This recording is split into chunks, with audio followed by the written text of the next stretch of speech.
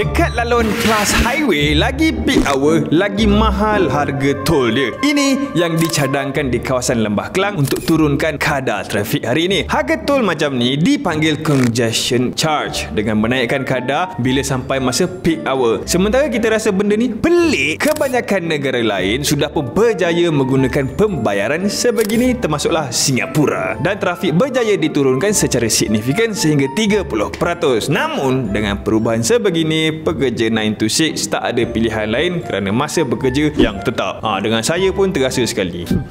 Nak lalu? Payah dulu sih. Alah, nah. Aku orang Singapura sih. Ada congestion charge RM2 sih. Aduh, nah. Macam tu lah sih. Dah aku nak makan sih. Nah, RM2.60. Hari tu RM1.99 sih. Tu untuk orang Malaysia. Saya orang Malaysia sih. Nyanyi lagu negara aku. Mari kita RM2.60.